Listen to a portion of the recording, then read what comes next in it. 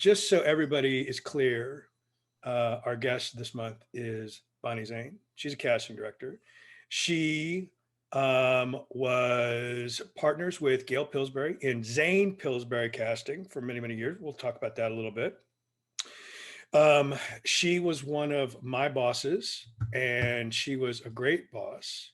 And the last couple, my third time, this is my third time living in Los Angeles, right?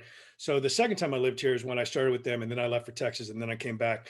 And for whatever reason, I don't know what it was, but Bonnie, the last go around with me, the last couple of years, like made it her mission to keep me fed. Like it was really amazing. Like she'd be like, she'd text me and she'd be like, "Hey, I made this great, whatever. It doesn't even matter. I made this great, and I've got leftovers, so I'll bring it." And I was like, "I'm all for it." I mean, like there were, and like a lot of leftovers, like that would feed me, and I got a big appetite, but would feed me like a couple days. I was just like, "Holy shit, this is great." In fact, she sent me a text this evening, as a matter of fact, of her linguine and clams. It's just like, God Almighty. So Bonnie Zane is one of the good ones in my book, and I've told actors this. I don't know if I've ever told this to your face, Bonnie, so I'm going to take this opportunity now in a virtual environment to tell you this.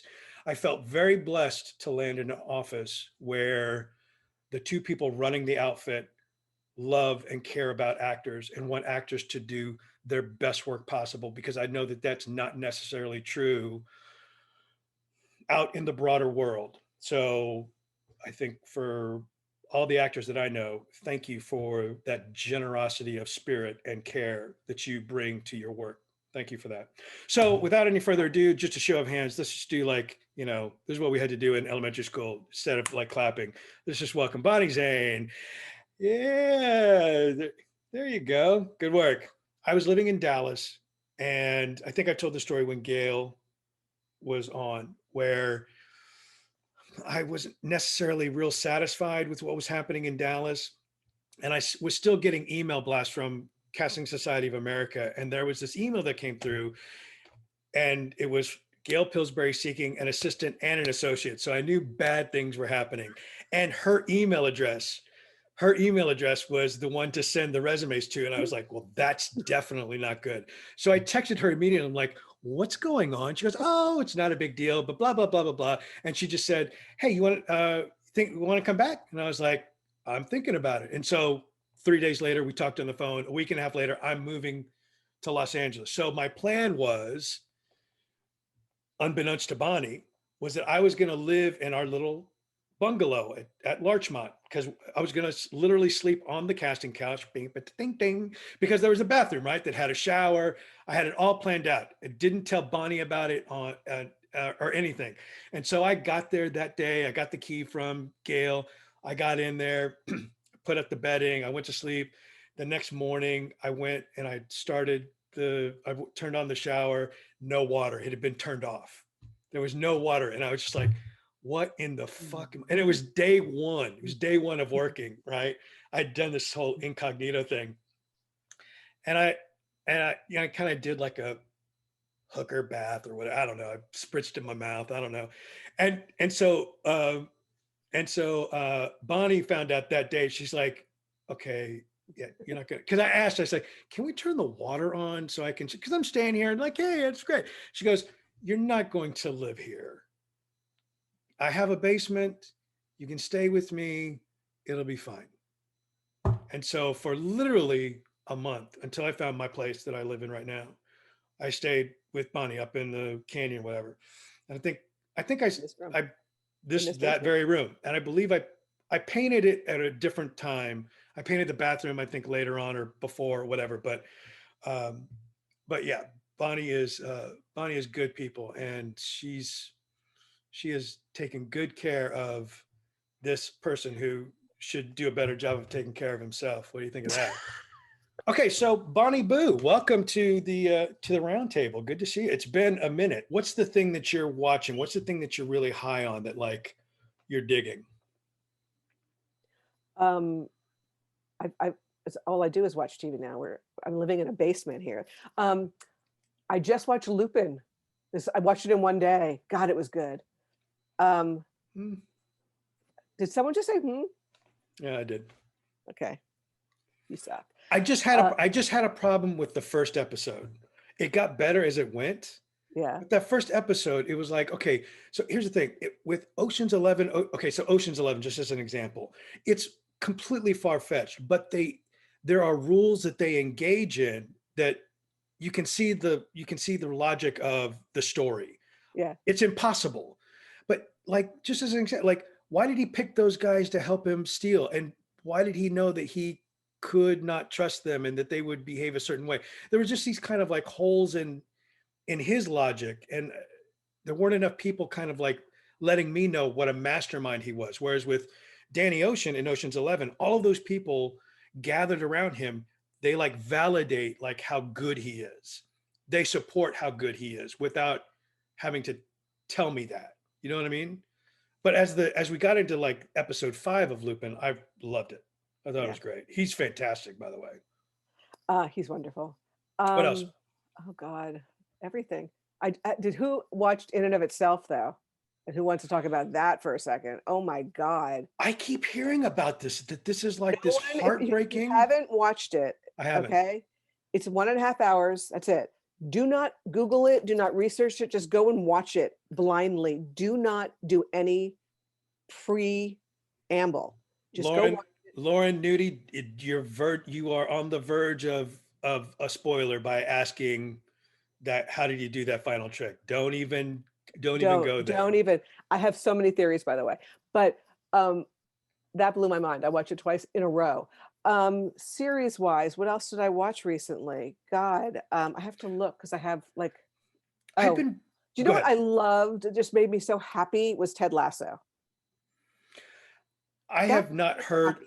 I have not heard a single bad thing about that show It's at just all. like it's just kind of delicious. It's just kind Everybody. of delicious. Yeah.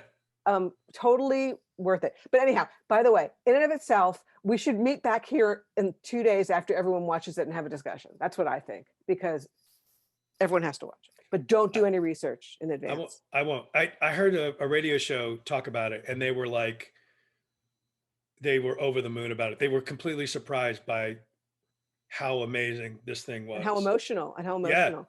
So let me ask you a question. So in terms of like your preference, like when so getting self tapes, obviously, what is the thing that you are recommending for actors, right, to keep in mind in terms of Well, like, it's been interesting. It's been a really interesting process because for so long there was nothing and we all were sitting around, baking. Um, and then friends of mine started getting, there was a few self-tape requests were trickling in. Most of the self-tape requests, like friends of mine, actor friends of mine would tell me, most of them were actually actors of color. So there was like the diversity push that was going on.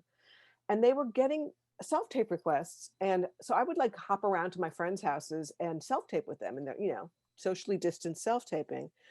And then they would turn their self-tapes in and it was like radio silence. And then of course, because nothing's happening. So they were like productions were thinking they could start back up and then nothing was starting back up. So um I didn't go back to work until December. So I was done. I was not doing anything from March to December other than helping random friends with their self tapes. But you perfected the self tape. You perfect the lighting. Like you don't sit in a room like this in the basement of your house because the lighting is so horrible. And you perfect the lighting, you perfect your background, you make sure your audio is right. So there's all these things. And then I would be talking to other like classes about, we would like brainstorm ideas. Like, what about if you pod in with a couple, like two friends, so everyone has good readers? Because we know the biggest self-tape downfall is your off-camera reader. If you have bad off-camera reader, you're going to bomb anyhow, because it ruins the self-tape. And so then we started talking about like strategies of working together in groups and, creating your little COVID self-tape community. On my end, I have found that I get so much more work done because of self-tapes. I get to see I saw more actors in the first 2 weeks of our show of casting than I would see usually in an entire pilot. Sure. because all I'm doing is sitting in this basement watching self tapes and making notes and sharing them with my producers, and then FaceTiming with actors saying, okay, that was a great, let's try it this way instead. I was doing live self tapes. I was doing, reading with people. And it just became, you realize that there's actually this is the new normal, but it actually is really good because you're going to get seen more. We don't have to worry about like, oh, we only have 2 hours in a casting session, so who can we fit into that casting session? Now it's like, okay, everyone's self-tape, I'm going to watch it so that it's on me to be watching it. So I'm actually enjoying that aspect, and I'm learning from actors what looks good, what works, what doesn't work. Audio issues, people who have to tape with themselves, and what the downfalls of that are, usually pacing. But it's an interesting time, but I think it's good for actors. I think actors are going to get seen more. And I like that. Do you think we'll ever go back to a brick and mortar office situation? I can't imagine for like at least 2 years. I really can't. I mean, definitely not in 2021. Mm. I can't imagine it. I mean, it's unfortunate. Like the show that I'm working on currently, the leads are all 14-year-olds. And Brian knows, because Brian, I wanted a good reader on a Zoom, and I had Brian come in and read because I thought it'd be because Brian's a great reader. Guilty as charged. So I said, Sorry. I said, we're going to do this. We got to get this kid this job. It's the best way to do it is going to be with Brian, because we need pacing. We need a good male voice, and, but anyhow, I feel like, And so you don't, real quick, I'm sorry. So you don't mind like when if people do a self-tape, like if they've got somebody on FaceTime or on Zoom reading? I don't mind. Here's what the and I understand we all have these limitations now. The one thing that does not work well is talking to yourself, is pre-recording yourself, because you can never get the organic flow of a conversation. It just doesn't work. So Zooming with someone works, even if they're off camera. Preferably someone in your house can read with you, even if it's a kid. I mean, I had this actress do it, and I really liked this actress, and she was great, but she was talking to herself, and I said, could she just do it? I said, I'll do it with her. We could FaceTime. And then we were trying to figure out the FaceTime. She goes, well, I have a 17-year-old kid at home. I said, have him read with you. The role is you're reading opposite a 15-year-old character. Have your son. And it was a great tape. But that's about pacing, and that's about having a natural conversation. Mm-hmm. So I think that the downfalls, obviously, is chemistry is hard to detect when you're not next to someone and reading with someone, and you can't see and feel and touch. But we do get a lot done, and I think that I like that everyone's kind of gone into this very cool default mode and finding really interesting ways. I got some of the most incredible self tapes on this audition. People were like going, there was a car scene. They were shooting it in their car, and they were like, it didn't look cheesy. It looked actually kind of cool to be doing it. And it showed like some of them were so innovative in their self tapes. So David Rosenblatt has a question. So non-actor or family member in the room versus actor friend via FaceTime. Okay. If your non-actor can actually give you something, that's fine. If it's dead or if they're overacting, go with your actor on FaceTime. And also too, I think it's worth reminding, as good as Bonnie is, and she's very, very good, like every office is going to be different, right? So you don't need to turn yourself into pretzels trying to figure out what every office wants, right? I mean, like there's a lot of common sense stuff that she's talking about that you can apply to doing a self-tape, right? And another thing is that this is like, now we are technically in pilot season. There's no pilots, nothing's happening. So if you get a self-tape audition, chances are the casting director is not so busy that they can't answer a question, because we're not doing multiple projects. We're all focused when we're all sitting in our houses doing, everyone's more accessible now. So I've had people reach out and say, with the question, how do you feel about this? You can ask if you have a genuine question. Reach out, have your agent or yourself or whatever, reach out to the casting director and say, are you going to mind if this self tape is, outside, or, is it whatever your question is. People have time. And if people don't have time, fuck them, because then they're just not nice. Because we all have time to answer questions. The goal, and Brian and I always say this, the goal is that you and me are going to, we want to make this the best possible audition. So what can we do to make you look the best possible way you can look? And, Because then and you make us look good in casting, you make yourself look good, and then everyone's happy.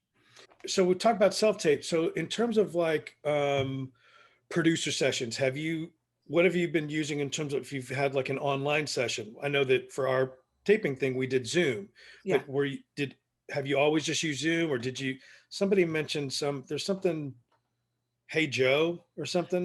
There's a few different ones. Like a few of the studios won't use Zoom because it's not private or it can be hacked. I did. I was helping an actress with a screen test, so she was testing for a CBS. I guess they're doing a new CSI or something. So I Oh, went to her house. oh, Oh, believe me, I went to good her house, Christ. and she had. Okay, so the setup was she had herself in the ring light with her phone recording her. Her laptop was next to her with the producer, director, casting directors all in their little boxes watching her. And I was behind the ring light reading with her. So I was completely off camera, but I was in the room with her. And they were directing her live, watching her live. And she was recording herself and feeding it into the camera. And it was in her bedroom. So it was low tech, high tech. So Have no you one's ever have you had to do any chemistry sessions at all? Like, Yes, we did chemistry sessions this last week. how did that feel? How did that work for you? So what we did was it was very Chelsea, who's my associate, was the brains behind the technology. She figured out how to just make two squares on the Zoom and record it. So it's it's awkward. It's like it's like a blind date, but we got the roles cast. We found the chemistry. It worked. Is it more appropriate to ask for feedback now than it used to be? That's I exactly don't how she know. sounds. Why are you unmuting yourself? Mute yourself. Okay, can I talk about feedback for a second? Yes. Because I have very strong feelings about this. Okay. A lot of times you don't want to hear the feedback because it's really stupid, like they just went another way. And that really is so much the case. Um, unless it's like something that has gone egregiously wrong, you need to let it go, because I feel like it's like gambling. You are buying a lottery ticket. You just like buy the lottery ticket and just hope for the best, because oftentimes it's a numbers game. And I'm not going to say you lost this job. I mean, you could have lost a job because you're a brunette, and you don't need to hear that. You know what I mean? It's like there's some stupid reasons, but it's a numbers game. And it's so often out of your hands. And it's so often out of our hands in casting, because once it gets to the level above us, I could say how I feel and what choices I feel should be made, but ultimately it's out of our hands. It's never like, I mean, I can say you did a great read, and if you want to hear that, I can tell you that was a great read. Next time, maybe we'll try to pace it up more or whatever. But um, I feel like Gail and I go back and forth with this, because years ago we actually had feedback really bite us in the ass. We had someone come to the office, we felt threatened, physically walked into the office. How dare you tell my agent I didn't do a good job? And it was a scary moment. And that for me really made me back away from the feedback thing, unless something's, and I've had situations where, like, I've had actors come in drunk, and I've had to give that feedback and say, look, your client has obviously has a problem, because it was 9:30 in the morning. But as far as after that experience, I'm not going to be detailing why you didn't get the job. Someone else got the job. I'm just, I actually feared. I was physically, you know, cowering in my office while this actor was yelling at Gail. Lauren Canuti has a question. So I'm worried that my reps just don't have the clout/connections necessary for casting to really pay attention to their submissions. Is this a valid concern, or do you guys look at submissions from all of them? It depends on the role. It really depends on the role, Lauren, because here's what I say.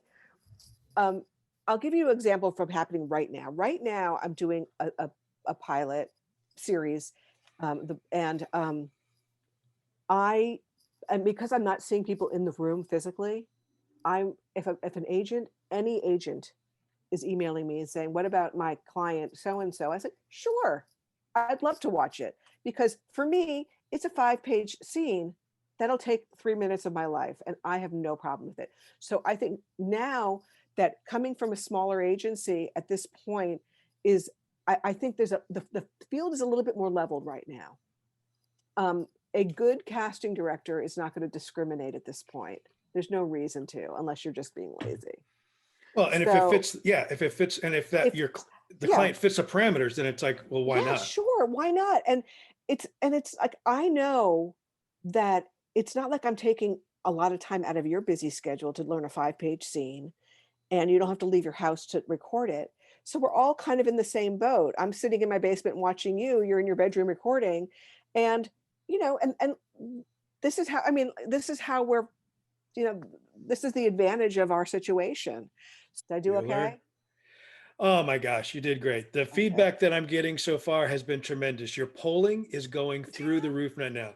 Between 25 and 54, oh my God, you are in the high 70s. I've not seen numbers like these since George Clooney did this.